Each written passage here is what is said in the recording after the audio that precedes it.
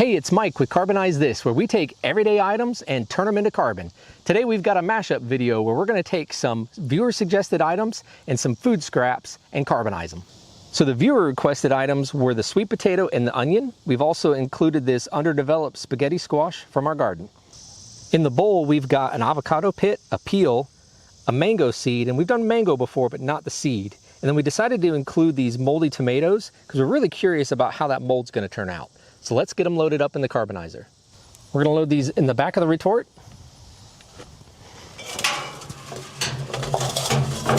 Time to fire it up.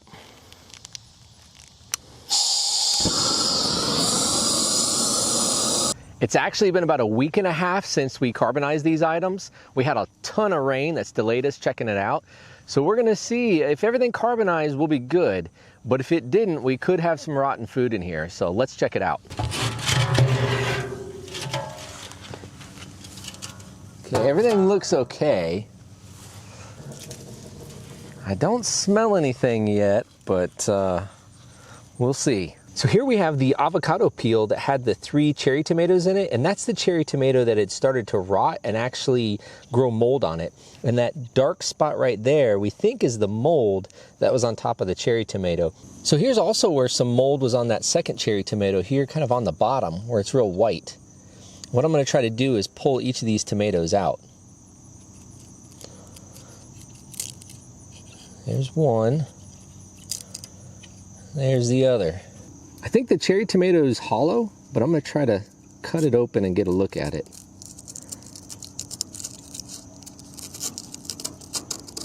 Cut into, oh, there you go. Oh, look at the seeds. You can see most of the flesh evaporated, all that moisture in a tomato, and then you can see the seeds. They stayed there and then carbonized. This was also the least rotten tomato and has the most color. What do you guys think caused that? There's more of that purple color here on the bottom of the avocado peel. And we'll go ahead and snap this one in half.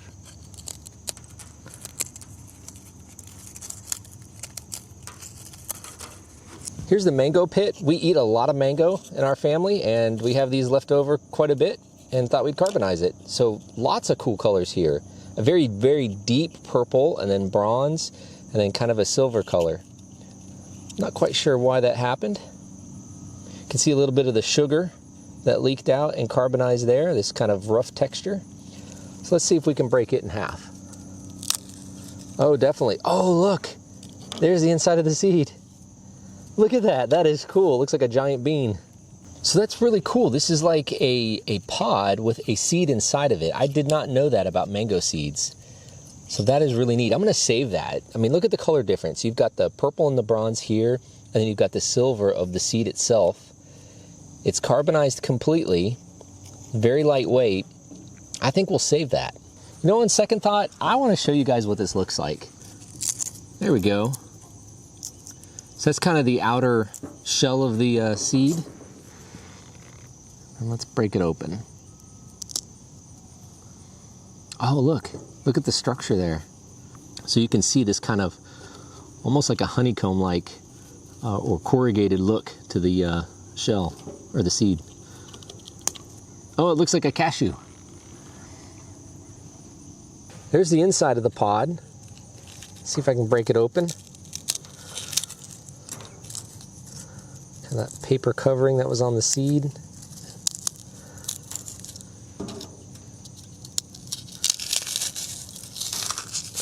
That'll be great carbon for our garden. Here's the avocado pit. It's got that papery outside. Oh, look at that texture and that color. And this sheen here, like I mentioned earlier, it could be due to the oil in avocado causing this sheen to stay, those pyrolysis oils they call them. At a much higher temperature, that would all burn off. Oh, look at that. So you guys know how hard an avocado pit is. This is very lightweight. Still feels like dense.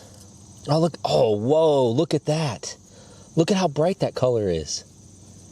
I'm not sure what's causing this result on a lot of our experiments. But let us know in the comments what you guys think.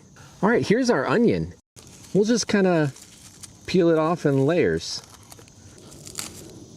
Yeah, look how shiny that is.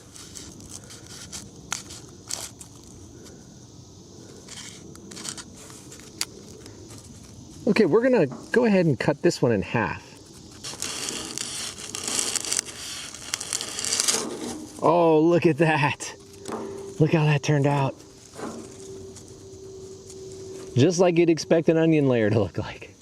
That's cool. One of our viewers, Laura, her kids suggested this item, you know, an onion and a potato. So that's why we added them to this experiment. But great suggestion. Look at that structure. That's cool. I think this is one of my favorite items. We're gonna go ahead and crush this half of the onion.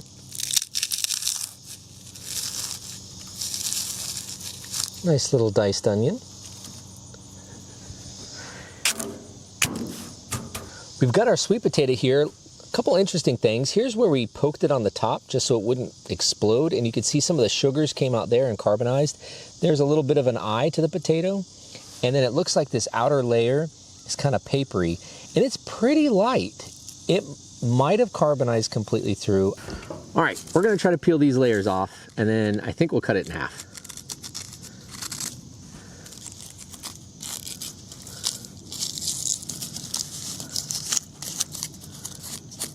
Yeah, a nice little papery layer. It's a different color. You've got kind of this matte black and then a little bit of a sheen here. All right, what do you guys think? Carbonized completely or no?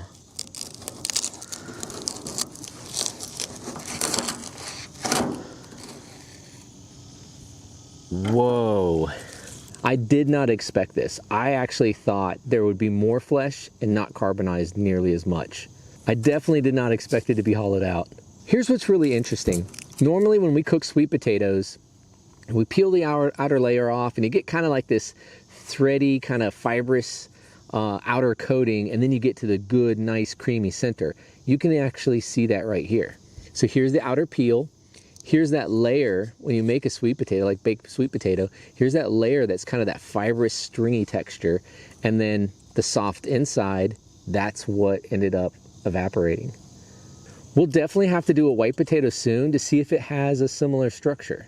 So with this outer structure, I think it's gonna be a little bit harder to crush than some of our other items. So let's give it a shot. I'll crush this one this way and that one that way. Yeah, that is definitely harder than some of our other items. This one I might not be able to do.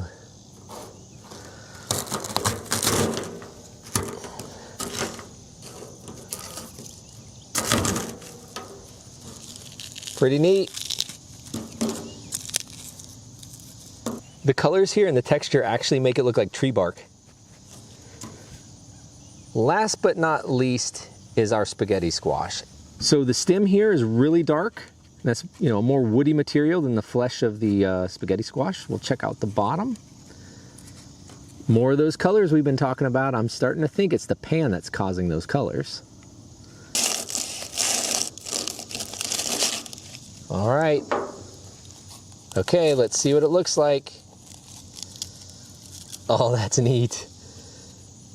Similar structure to the sweet potato, believe it or not. So, you know, the inside of a spaghetti squash is known for being kind of that stringy material, and, you know, you can make spaghetti out of it. So the inside, most of it is gone, that had a lot of moisture in it that evaporated. And then the outer side of the spaghetti squash is the much thicker peel plus that outer rind. Oh, and here's some seeds right here. I'm gonna break it open and see if we can get more seeds out. A little hard. Flaky inside. Look at the structure of that. A lot more seeds there.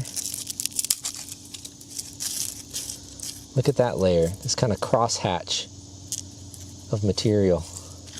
There are the seeds. They carbonize nicely. Let's see if we can break some of these. Let's try to break one in half.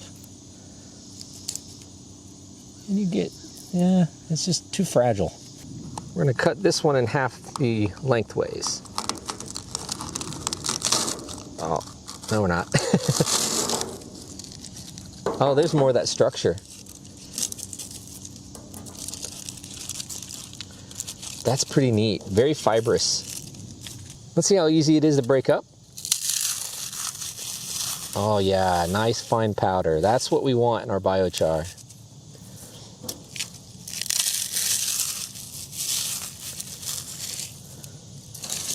Thank you so much to the viewers who suggested these items. It turned out really cool. If you guys have any ideas, please put them in the comments below and we'll see if we can work them in. See you next time.